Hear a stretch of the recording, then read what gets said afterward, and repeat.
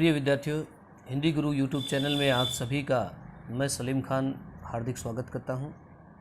आज हम हिंदी अनिवार्य में गोस्वामी तुलसीदास जी द्वारा रचित कवितावली उत्तरकांड से ली गई चैप्टर पढ़ेंगे। यहाँ जो पहला छंद दिया गया है, इसमें कवि ने संसार के अच्छे बुरे समस्त लीला प्रपंचों का आधार पेट को बताया गया है। यहाँ मूल रूप से यही बताया जाएगा कि व्यक्ति जो भी कार्य करता है वो सब अपने पेट की खातिर करता है, और ये पेट की जो आग है ये इतनी भयावक होती है कि जो मनुष्य को अच्छे बुरे सभी प्रकार के कार्य करने के लिए मजबूर कर देती है। और ये इसके माध्यम से तुलसीदास जी उस गहन यथार्थ को प्रकट करते हैं, इस वास्तविकता को प्रकट करते हैं जो समाज के अंदर व्याप्त है। यानी मनुष्य जो भी करता है वो अपने पेट की खातिर करता है, और इस पेट की आग को शांत करने का माध्यम, एकमात्र इसका समाधान जो है वो राम रूपी घनश्याम की कृपा रूपी जल के बरसने से ही इसका समाधान हो सकता है, बाकी इसका कोई समाधान नहीं। तो हम पढ़ते हैं। सबसे पहले मैं आप सभी को ये कहना चाहूँगा कि जो भी विद्यार्थी आपके संपर्क में हैं, किसी भी प्रकार से इलेक्ट्रॉनिक मीडिया के माध्यम से, टेलीफोन के माध्यम से, मोबाइल के माध्यम से, या आपके पड़ोस में, तो आप उसको सूचित करें। यह आपका मौलिक कर्तव्य बनता है कि आप उसको सूचना दें कि भाई यूट्यूब चैनल, हिंदी गुरु यूट्यूब चैनल पर सर जो है वो ऑनलाइन क्लास माननीय या फिर 12वीं कक्षा की अनिवार्य हिंदी का सिलेबस करवा रहे हैं, तो आप उससे जुड़ें और इसको ज़्यादा से ज़्यादा देखें, और एक एक अपनी किताब लेकर के बैठें, एक एक बात जो है उसको नोट करते रहें, और साथ में अगर समझ में नहीं आता तो रिविज़ करें, दोबारा देखें। खाली बैठें 2-3 बार देखो, लेकिन जितना करवाया जाए उसको इतना तैयार करो कि वास्तविकता में ऐसा हो कि भी जैसे आप क्लास में ही अध्ययन कर रहे हैं। कोई समस्या हो तो किसी भी प्रकार से तो आप कमेंट के माध्यम से या मेरे फ़ोन नंबर पर आप फ़ोन करके भी पूछ सकते हैं, मैसेज करके भी पूछ सकते हैं, और कमेंट बॉक्स में भी मैसेज करके पूछ सकते हैं। तो शुरुआत करते हैं। पहला जो छंद है, पहला पद्यांश। किसबी किसान कुल बनिक भिखारी भाट, चाकर चपल नट चोर चार चेटकी, पेट को पढ़त गुण गढ़त चढ़त गिरी, अटत गहन गन अहन अखेटकी, ऊंचे नीचे कर्म धर्म अधर्म करी, पेट ही को पचत बेचत बेटा बेट की, तुलसी बुझाई एक राम घनश्याम हीते, आगी बढ़वा गीते बड़ी है आगी पेट की। यहाँ गोस्वामी तुलसीदास जी बताते हैं कि मनुष्य जो भी कार्य करता है वो पेट के लिए करता है, और ये वास्तविकता है। सबसे पहले तो इसके शब्दार्थ लिखेंगे आप। किसबी का मतलब होता है धंधा चलाने वाला। किसान किसान ही होता है। कुल माने होता है उसका वंश, उसका परिवार। बनिक माने बनिया, भिखारी माने भिखारी होता है। भाट वंशावली गाने वाला। चाकर का मतलब होता है नौकर। चपल का मतलब होता है फुर्तीला। नट का मतलब होता है अभिनेता, तो चपल नट का अर्थ हो जाएगा फुर्तीला अभिनेता। चोर होता ही है। चार मतलब दूत। चेटकी का मतलब होता है बाजीगर, खेल दिखाने वाला। पेट को पढ़त, पेट के लिए पढ़ते हैं। गुण गढ़त, गुण गढ़ते हैं, सीखते हैं। चढ़त गिरी, चढ़ते हैं। गिरी माने पहाड़ पर। अटत गहन गन, अटत माने घूमना, गहन माने घने, गन माने जंगल। गहन गन घना जंगल हो जाएगा। अहन का मतलब होता है दिन। अखेटकी, अखेटकी का मतलब होता है शिकारी, शिकार करने वाला। ऊंचे नीचे कर्म, यानी ऊंचे नीचे से ऊंचे नीचे ही हो जाएगा, कर्म का मतलब कर्म हो जाएगा। धर्म अधर्म, धर्म और अधर्म, करी माने करना, पेट ही को पचत, पेट के लिए ही पचते हैं। बेचत बेटा बेट की, बेच देते हैं बेटा और बेटी को। तुलसी बुझाई, तुलसीदास जी कहते हैं बुझाई मतलब बुझाना। एक राम, राम मतलब राम, घनश्याम, घनश्याम के यहाँ दो अर्थ होंगे, एक तो बादल और दूसरा यहाँ घनश्याम, श्री कृष्ण को भी घनश्याम कहा जाता है, लेकिन यह घन रूपी श्याम, काले बादल, काले बादल मेघ के लिए कहा गया। और राम भी यहाँ अर्थ इसका निकलेगा। श्री कृष्ण अवतार, विष्णु के अवतार माने जाते हैं राम भी, तो दो अर्थ हो जाएंगे यहाँ पे घनश्याम के। हीते, आगी बड़वा गीते, आगी मतलब आग, बड़वा गीते, बड़वा गीते कहते हैं जल में लगने वाली या समुद्र में लगने वाली आग को बड़वा गीते कहा जाता है। आगी बड़वा गीते, आगी है बड़ी पेट की, आग है बड़ी पेट की, बड़ी माने श्रेष्ठ या बड़ा, पेट की मतलब पेट की। अब देखिए इसका सबसे पहले इसमें जो व्याकरण संबंधित बातें हैं, काव्य संबंधित बातें हैं, वो लिखेंगे आप कि इसमें कवित छंद का प्रयोग किया गया है। सबसे पहले इसमें छंद जो है वो कवित छंद है, ओज गुण है, इसमें गोड़ी रीति है और ब्रज भाषा का प्रयोग किया गया है। ब्रज भाषा, ओज गुण, गोड़ी रीति और कवित छंद है इसमें। अब देखिए ये गोस्वामी तुलसीदास कहते हैं कि किस भी किसान कुल बनिक भिखारी भाट, कि पेट को भरने के लिए,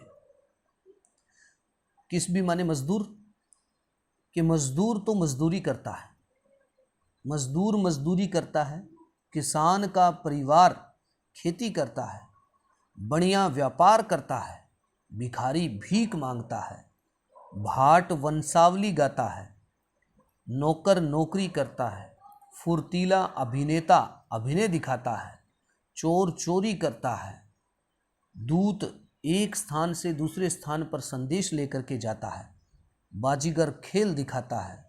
ये सारे के सारे लोग, कोई चोरी करता है, कोई खेल दिखाता है, कोई सेवकी करता है, कोई खेती करता है, कोई मजदूरी करता है, कोई भीख मांगता है, कोई वंशावली गाता है। ये सारे के सारे लोग जो हैं क्या, पेट को भरने के लिए, ये सारे के सारे पेट भरने की कोशिश करते हैं, इस पेट की आग के लिए सारे कार्य करते हैं, वरना किसी को कोई शौक नहीं है काम करने का। अब ये कहता है पेट को ही पढ़त, पेट के लिए ही शिक्षा ग्रहण करते हैं, विद्या अध्ययन करते हैं, पढ़ते हैं, पेट भरने के लिए ही लोग पढ़ाई करते हैं। गुण गढ़त, कोई विभिन्न प्रकार के गुणों और कलाओं को सीखता है, और चढ़त गिरी, और पहाड़ों पे लोग चढ़ते हैं इस पेट की पूर्ति करने के लिए। कोई पेट की खातिर पहाड़ों पर चढ़ते हैं। अहन गन अखेट, अहन अटत, अहन गन अटत गहन गन अहन अखेट की, और कोई पेट भरने के लिए पूरे दिन भर घने जंगलों के अंदर शिकार की तलाश में शिकारी घूमता रहता है, वो भी पेट के लिए करता है। ऊंचे नीचे कर्म, धर्म अधर्म करी, लोग श्रेष्ठ से श्रेष्ठ कार्य करते हैं और नीच से नीच कार्य करते हैं, धार्मिक कार्य भी करते हैं और अधर्म का कार्य भी करते हैं। सब किस लिए? पेट के लिए। इस पापी पेट के लिए लोग यहाँ तक कि पेट ही को पचत, पेट के लिए ही लोग पूरे दिन पचते रहते हैं, मेहनत करते रहते हैं, और यहाँ तक बेचत बेटा बेट की, अपने बेटे बेटियों तक को बेच देते हैं इस पेट की आग को शांत करने के लिए। लोग इस पेट की आग को शांत करने के लिए, इसका समन करने के लिए, इसको दबाने के लिए लोग अपने बेटी बेटियों तक को बेच देते हैं। बड़ी विडंबना की बात है। उस राम राज्य के में भी ऐसी स्थिति। कवि कहता है कि सचमुच पेट की आग बड़ी भयावक है, बड़ी भयंकर है ये आग। तुलसी बुझाई एक राम घनश्याम ही ते, आगी बढ़वागी ते आगी है बड़ी पेट की। ये दूसरी लाइन का पहला अर्थ होगा, आगी बढ़वागी ते आगी है बड़ी पेट की, कि समुद्र के अंदर लगने वाली आग से भी भयावक, समुद्र के अंदर लगने वाली आग से भी भयानक जो है वो पेट की आग होती है। और इस पेट की आग को शांत करने का एकमात्र साधन वो दयालु कृपा निधान श्री राम है, जो अपनी कृपा की बारिश करके इस आग को बुझा सकते हैं, इस आग को शांत कर सकते हैं। आशय यह है कि जिस पर श्री राम की कृपा होती है, जिस पर श्री राम की कृपा हो जाती है, उसे भूखा नहीं रहना पड़ता, उसे ये पेट की आग नहीं सताती है। तो यहाँ पेट की आग जो है उसको समुद्र की आग से भयावक बताया गया है। और साथ ही ये बताया गया है कि मनुष्य जो भी कर्म करता है वो सिर्फ और सिर्फ इस पेट की आग को शांत करने के लिए करता है, इस पेट की आग का समन करने के लिए करता है। अगला पैराग्राफ पढ़ते हैं। खेती न किसान को, भिखारी को न भीख बली, कि किसान के लिए खेती नहीं है। खेती न किसान को, खेती न माने नहीं है, किसान को, किसान के लिए खेती नहीं रही, क्योंकि पर्याप्त वर्षा नहीं होती है। किसान करे तो क्या करे, किसान के लिए खेती नहीं है। खेती न किसान को, भिखारी को न भीख बली, भिखारी को कोई भिक्षा देने वाला नहीं है। बलि माने दान होता है, भिक्षा रूपी दान कोई नहीं देता है भिखारी को, भिखारी के लिए भिक्षा नहीं है। बनिक को बनिज, बनिक माने ऊपर हमने लिखा, बनिक मतलब बनिया, कि बनिक को बनिज, बनिज का मतलब होता है व्यापार और बनिक का मतलब व्यापारी, कि व्यापारी के लिए व्यापार नहीं है। न चाकर को चाकरी, चाकर मतलब नौकर, और न ही नौकर के लिए कोई नौकरी है, काम करने वाले के लिए काम नहीं है। भी खेती न किसान को, किसान के लिए खेती नहीं है। भिखारी को भिक्षा देने वाला, कोई दान देने वाला नहीं है। व्यापारी के लिए व्यापार नहीं है। न चाकर को चाकरी, और न ही नौकर के लिए कोई नौकरी है। जीविका विहीन लोग, जीविका विहीन मतलब जीविका आजीविका, विहीन मतलब जिसके लिए रोजगार नहीं है। जीविका विहीन लोग सिद्धमान सोच बस, कि बेरोजगार लोग सिर्फ और सिर्फ इसी सोच में डूबे रहते हैं, उनके लिए कोई काम नहीं है और कोई कार्य न होने के कारण सिर्फ सोचते रहते हैं। वो बेरोजगार लोग सिर्फ इसी सोच में डूबे रहते हैं। कहे एक एकिन सो, कहाँ जाई का करी, प्रश्न अलंकार है यहाँ पे, कि वो एक दूसरे से कहते रहते हैं कहाँ जाए, का करी और क्या करे, कहाँ जाएं और क्या करें। यानी बेरोजगार लोगों के लिए रोजगार नहीं है, वो एक दूसरे से ये कहते रहते हैं कि कहाँ जाएं और क्या करें। वेदहु पुराण कही, वेदहु मतलब वेद, पुराण मतलब पुराण, कि वेद और पुराणों में कहा गया है। वेद पुराण कही यानी वेदों और पुराणों में कहा है। लोकहु बिलोकिति, बिलोकति और लोगों को कहते हुए सुना है। बिलोकति मतलब कहना, कि लोगों के द्वारा कहा जाता है। यानी ये कह रहा है कि वेद और पुराण में लिखा है और लोगों को, बिलोकति मतलब देखना होता है, लोगों को, लोकहु बिलोकति लोग देखते हैं। यहाँ क्या बताया गया है कि वेद और पुराण कही, वेद और पुराणों में कहा गया है और लोगों के माध्यम से देखा गया है। ये कह रहा है, लोग भी कहते हैं और वेद और पुराण भी कहता है। क्या कहते हैं सांकरे सबे पे राम रावरे कृपा करे। कि संकट के समय, सांकरे मतलब संकट, संकट के समय विपरीत परिस्थितियों में राम रावरे भगवान श्री राम कृपा करी, सब पे कृपा करते हैं। यानी संकट के समय जब इंसान पर विपरीत परिस्थिति आती है, जब इंसान पर दुख की घड़ी आती है, तो उस संकट के समय, ऐसे संकट के समय में प्रभु श्री राम ही सब पर कृपा करते हैं। संकट समय राम रावरे कृपा करी, दारिद्र दशानन दबाई दुनि दीन बंधु। अनुप्रास अलंकार है यहाँ पे और रूपक अलंकार है दारिद्र दशानन में। कि दारिद्र का मतलब होता है गरीबी, दशानन 10 हैं, आनन जिसके बहुब्री समास भी है यहाँ पे, और दारिद्र दशानन के अंदर रूपक अलंकार है, और इस पूरी पंक्ति के अंदर अनुप्रास अलंकार भी है। दैवर्ण की आवृत्ति होने के कारण यहाँ अनुप्रास अलंकार भी है। तो ये कह रहा है कि दारिद्र दशानन दबाई दुनि दीन बंधु, कि गरीबी रूपी इस रावण को दबाने के लिए, दारिद्र दशानन दबाई मतलब दबाना, हनन करना, मिटाना, नष्ट करना, इस गरीबी रूपी रावण को, क्योंकि चारों तरफ बेरोजगारी है, किसान के लिए खेती नहीं है, भिखारी को कोई भीख देने वाला नहीं है, व्यापारी के लिए व्यापार नहीं है, नौकर के लिए नौकरी नहीं है, और बेरोजगार लोग सिर्फ यही सोचते रहते हैं कि कहाँ जाएं और क्या करें। वेद और पुराण कहते हैं, लोगों के मुख से सुना है कि संकट के समय भगवान सबकी मदद करते हैं। तो ये कह रहा है कि अब इस गरीबी रूपी रावण को दबाने के लिए, इस गरीबी रूपी रावण को नष्ट करने के लिए, इसका खात्मा करने के लिए, इसको ख़त्म करने के लिए दीन बंधु, दीन बंधु भगवान श्री राम को कहा गया, दीनों पर दया करने वाला। दीन बंधु का अर्थ होता है दीनों पर दया करने वाला। कि दारिद्र दशानन दबाई दुनि दीन बंधु, दुरित दहन देखी तुलसी हाहा करी। तुलसीदास जी कहते हैं, दूसरी पंक्ति का पहले अर्थ लेंगे कि पाप रूपी जो अग्नि चारों तरफ जल रही है, दूसरी पंक्ति जो है इसके अंदर है दुरित दहन। दुरित दहन, दुरित का मतलब होता है पाप, दहन माने जलाना। दुरित दहन देखी, यानी इस पाप की अग्नि को जलते हुए देखकर तुलसी हाहा करी।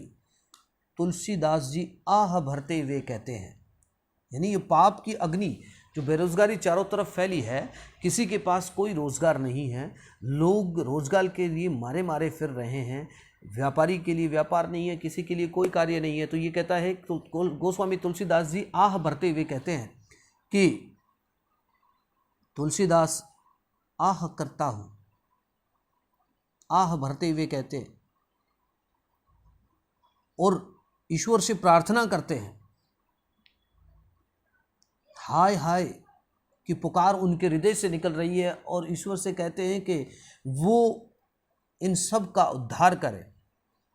तो ये कहता है कि दुरित दहन देखी तुलसी हाहा करी, चारों तरफ पाप की अग्नि को जलते हुए देख करके तुलसीदास जी आह भरते हुए कहते हैं। अब वो ऊपर वाली पंक्ति जो है वो पढ़ेंगे हम दोबारा, उसका अर्थ अब लिया जाएगा कि दारिद्र दशानन दबाई दुनि दीन बंधु, कि इस गरीबी रूपी रावण के अत्याचारों से लोग गरीब और दुखी हो गए हैं, इसलिए इस गरीबी रूपी रावण को नष्ट करने के लिए दीन बंधु श्री राम का अवतार ही इसको नष्ट कर सकता है, इसको खत्म कर सकता है। अर्थात भगवान श्री राम की कृपा ही हमें इस गरीबी रूपी रावण से मुक्ति दिला सकती है। तो ये इस पैराग्राफ का है। यहाँ तुलसी के युग में व्याप्त गोस्वामी तुलसीदास जी का जो युग था, उस युग के अंदर जो गरीबी और बेरोजगारी चारों तरफ व्याप्त थी, उसका गोस्वामी तुलसीदास जी ने इसमें चित्रण करने का प्रयास किया है। और बाकी सब वही है कि यहाँ कवि छंद है और ब्रज भाषा का प्रयोग किया गया है, और यहाँ जो है वो माधुर्य गुण हो जाएगा और करुण रस हो जाएगा, माधुर्य गुण हो जाएगा, ये बदल जाएगा, बाकी सारा वैसा का वैसा ही रहेगा। तो बाकी जो है हम पढ़ेंगे अगली कक्षा के अंदर। धन्यवाद।